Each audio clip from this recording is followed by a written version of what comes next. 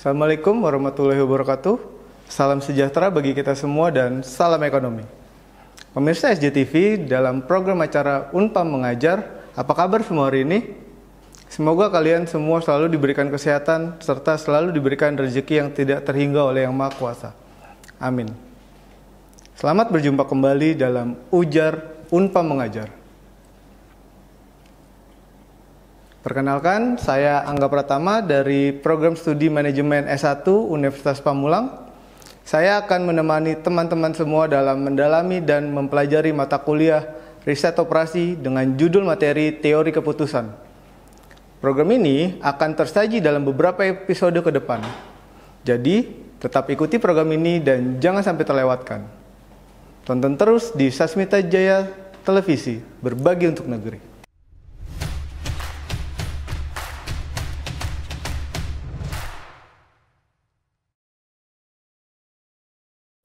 Baik sahabat ujar, sebelum kita mulai penjelasan materi 21 teori keputusan, apakah sahabat ujar masih ingat apa yang dimaksud dengan pohon keputusan? Hal tersebut sudah pernah dibahas pada episode sebelumnya. Dalam penelitian operasional, teori pohon keputusan merupakan bagian dari pembahasan teori keputusan dan permainan. Pohon keputusan disajikan untuk mengevaluasi hal yang dapat disebut sebagai alternatif tahap tunggal. Dalam arti bahwa keputusan di masa mendatang tidak tergantung pada keputusan yang diambil saat ini. Proses keputusan atau decision process adalah proses yang memerlukan satu atau sederetan keputusan untuk menyelesaikannya. Tiap keputusan yang diambil mempunyai suatu keuntungan atau kerugian yang berkaitan dengannya, yang ditentukan pula oleh berbagai keadaan luar, eksternal, yang mengelilingi proses itu. Suatu segi membedakannya dari proses yang lain. Jika terdapat dua atau lebih keputusan yang berurutan dan keputusan yang terakhir didasarkan pada hasil keputusan yang sebelumnya, maka pendekatan dengan menggunakan pohon keputusan sangat tepat untuk digunakan. Berdasarkan Siswanto tahun 2006, pohon keputusan atau decision tree adalah model visual untuk menyederhanakan proses pembuatan keputusan secara rasional. Visualisasi ini memungkinkan kita untuk memahami proses pembuatan keputusan yang terstruktur, bertahap, dan rasional. Pembuatan keputusan berarti memilih alternatif-alternatif keputusan yang tersedia. Karena unsur ketidakpastian, maka berbagai kemungkinan keadaan akan dihadapi oleh masing-masing alternatif keputusan itu. Oleh karena itu, diagram keputusan mempunyai noda keputusan dan noda cabang. Pohon keputusan digunakan untuk kasus-kasus yang keluarannya bernilai diskrit. Banyak variasi model decision tree dengan tingkat kemampuan dan syarat yang berbeda. Pada umumnya, beberapa ciri yang cocok untuk diterapkan pohon keputusan adalah sebagai berikut. Pertama, data dinyatakan dengan pasangan atribut dan nilainya. Kedua, label atau keluaran data biasanya bernilai diskrit. Ketiga, data mempunyai missing value atau nilai dari suatu atribut tidak diketahui. Nah, penasaran kan mengenai teori keputusan yang cukup luas cakupannya tersebut? Ikuti terus ya.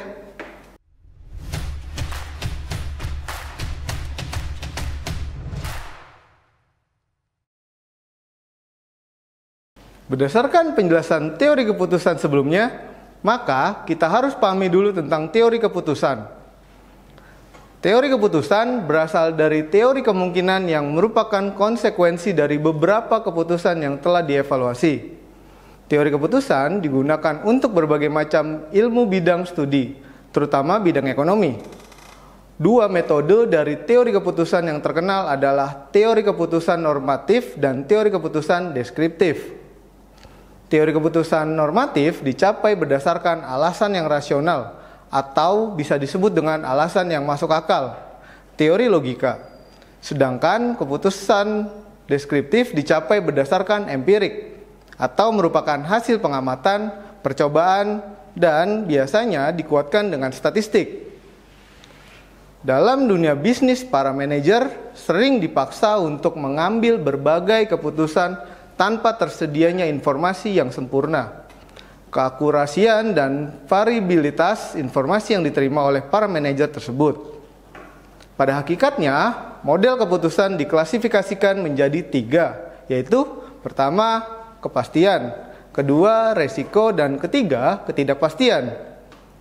Model keputusan dalam kepastian atau certainty menggambarkan informasi yang menunjukkan bahwa setiap rangkaian atau kegiatan mempunyai suatu hasil atau payoff tertentu tunggal.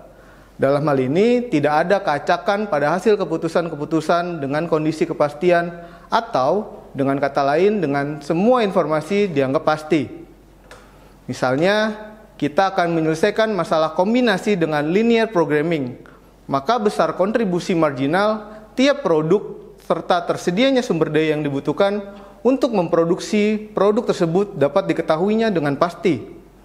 Model seperti ini disebut model deterministik atau model keputusan dengan resiko menggambarkan informasi yang mengidentifikasi bahwa setiap rangkaian keputusan mempunyai sejumlah kemungkinan hasil dan probabilitas terjadinya.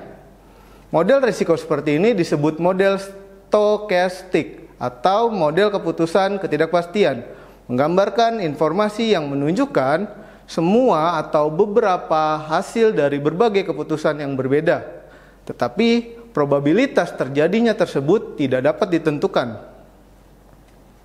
Sedangkan tipe pengambilan keputusan terdiri dari pertama, program decision, prosedur khusus yang dikembangkan menangani untuk masalah yang rutin dan berulang-ulang. Contohnya, sistem gaji karyawan dan pemesanan persediaan. Yang kedua, non-program decision atau keputusan yang bersifat baru dan tidak terstruktur. Diperlukan pada situasi permasalahan yang unik dan kompleks. Contoh diversifikasi produk dan pembangunan fasilitas baru.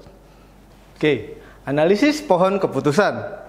Analisis pohon keputusan atau decision tree terlepas dari kerumitan sebuah keputusan atau kecanggihan teknik yang digunakan untuk menganalisis keputusan. Semua pengambil keputusan dihadapkan dengan berbagai alternatif dan kondisi alami. Pada saat membuat sebuah pohon keputusan, harus dipastikan bahwa semua alternatif dan kondisi alami berada di tempat yang benar dan logik, serta semua alternatif yang mungkin serta kondisi alami telah disertakan. Notasi digunakan adalah istilah dan simbol. Istilah alternatif sebuah tindakan atau strategi yang dapat dipilih oleh seorang pengambil keputusan. Selain alternatif, ada kondisi alami, sebuah kejadian atau situasi di mana pengambil keputusan hanya memiliki sedikit kendali atau tidak sama sekali. Kedua, simbol yang digunakan dalam sebuah pohon keputusan. Sebuah titik keputusan di mana terdapat satu alternatif atau lebih yang dapat dipilih. Sebuah titik kondisi alami di mana kondisi alami mungkin akan terjadi. Diagram pohon seringkali membantu dalam memahami dan menyelesaikan persoalan probabilitas. Diagram pohon biasanya digambarkan dengan lambang yang baku. Dimulai dengan suatu nokta, kemudian dibuat cabang-cabang sebanyak peristiwa yang mungkin dapat dihasilkan dari percobaan. Menganalisis masalah dengan menggunakan pohon keputusan mencakup 5 langkah. Pertama, mendefinisikan masalah. Yang kedua, menggambarkan pohon keputusan. Yang ketiga, menentukan peluang bagi kondisi alamiah. Keempat, memperkirakan imbalan bagi setiap kombinasi alternatif keputusan dan kondisi alamiah yang mungkin terjadi. Yang terakhir, yang kelima, menyelesaikan masalah dengan menghitung EMV bagi setiap kondisi alamiah. Hal ini dilakukan dengan mengerjakannya dari belakang ke depan atau backward, yaitu memulai dari sisi kanan pohon terus menuju ke titik keputusan di sebelah kirinya.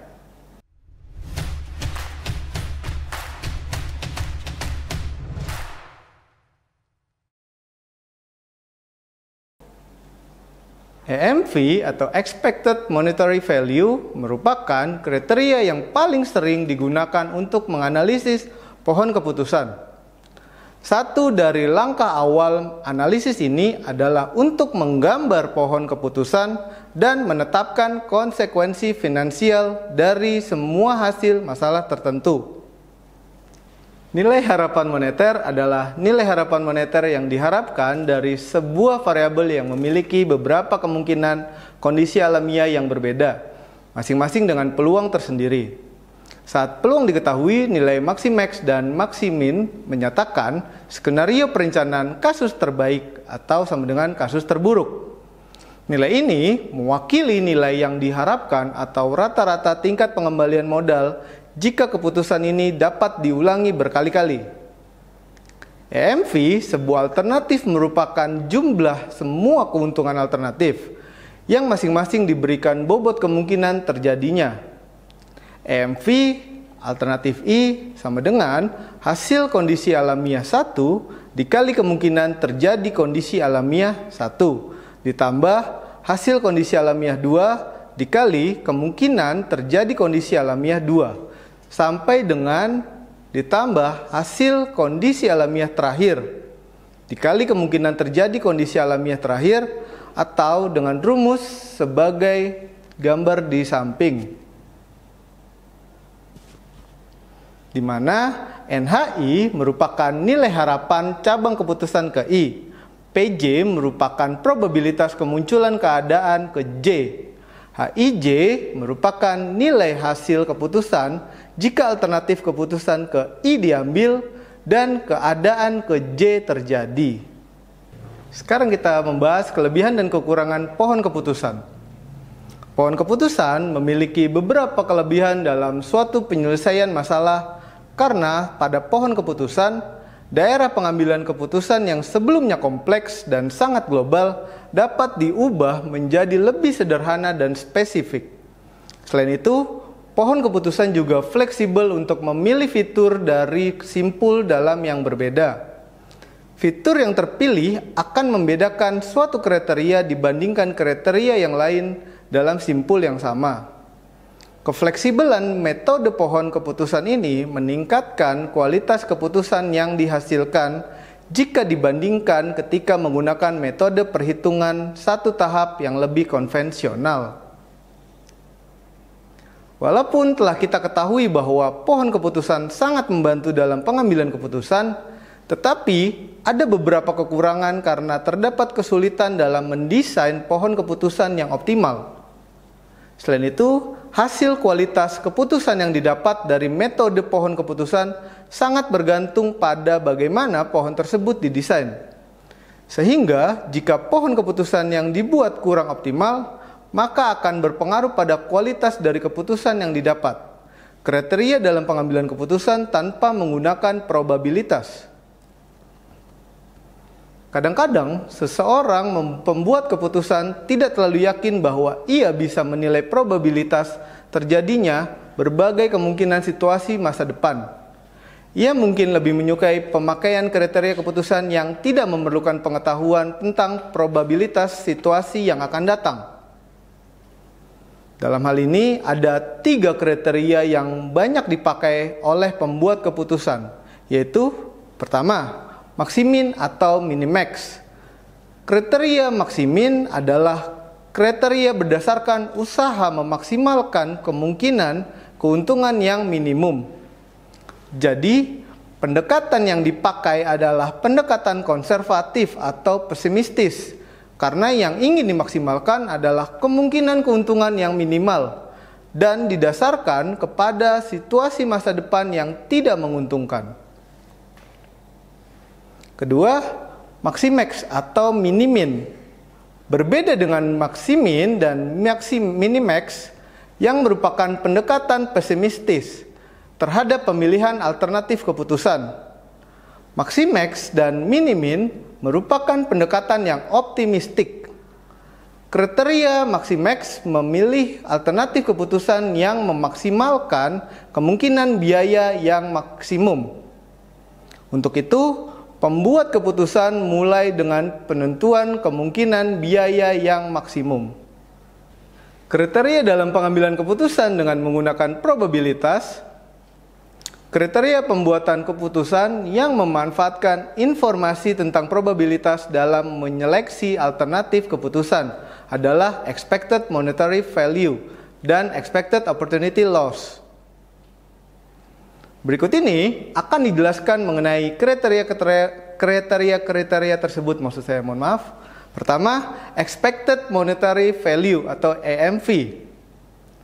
Expected monetary value atau perkiraan nilai moneter adalah suatu kriteria yang memanfaatkan probabilitas tentang terjadinya situasi masa depan dalam pemilihan alternatif keputusan. Dengan kriteria ini, seseorang pembuat keputusan harus menganalisis, menghitung perkiraan nilai moneter dari masing-masing alternatif dan memilih alternatif yang menghasilkan perkiraan nilai moneter yang paling tinggi.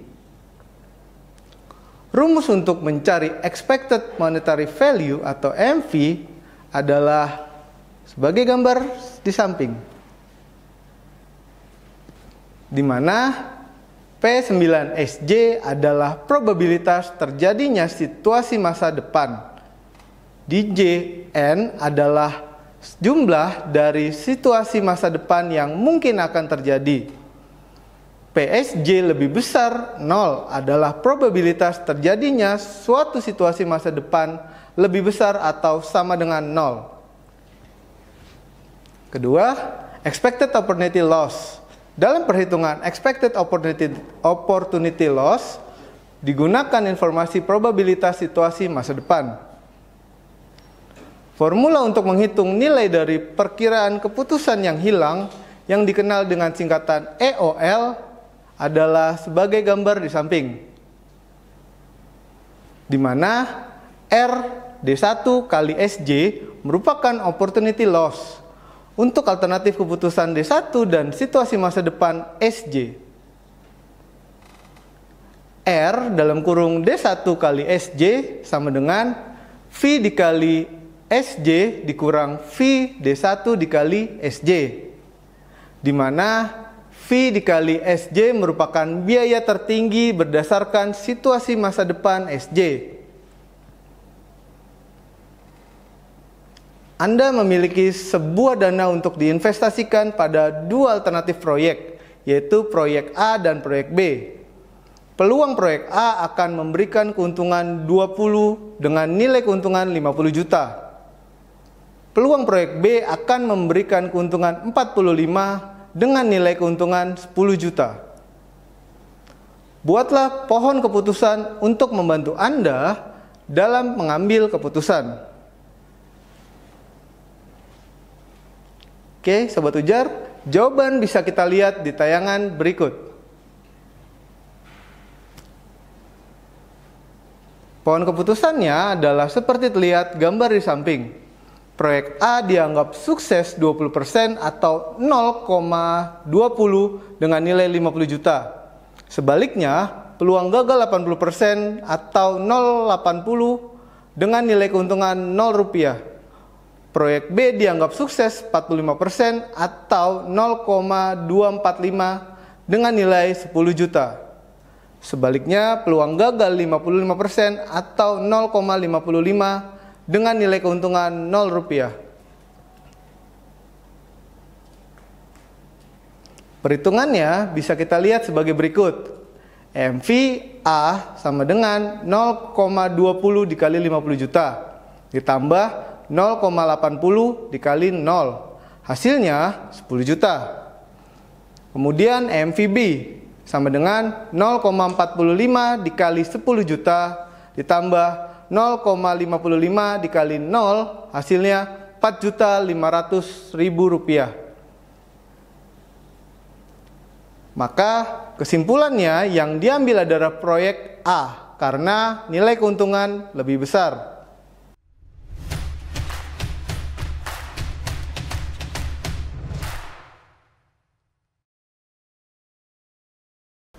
Oke, baik Sobat Ujar di mana saja berada.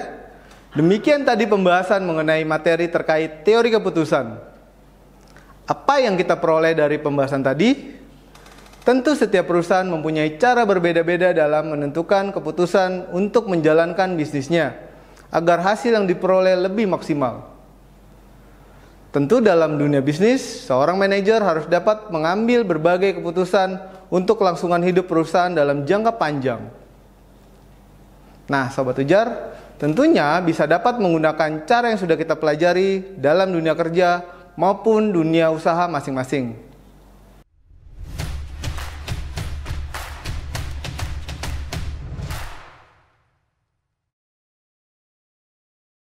Sobat Ujar, kita sudah berada di penghujung acara. Dari materi yang sudah saya sampaikan, bisa disimpulkan bahwa pertama, pohon keputusan atau decision tree adalah model visual untuk menyederhanakan proses pembuatan keputusan secara rasional. Yang kedua, pembuatan keputusan berarti memilih alternatif-alternatif keputusan yang tersedia. Dan yang ketiga, teori keputusan berasal dari teori kemungkinan yang merupakan konsekuensi dari beberapa keputusan yang telah dievaluasi. Teori keputusan digunakan untuk berbagai macam ilmu bidang studi, terutama bidang ekonomi. Sobat Ujar, demikianlah materi pertemuan 21 teori keputusan kali ini. Sekian materi dari saya Angga Pratama undur diri. Sampai bertemu kembali di episode berikutnya. Assalamualaikum warahmatullahi wabarakatuh. Tetap semangat dan salam ujar, salam ekonomi.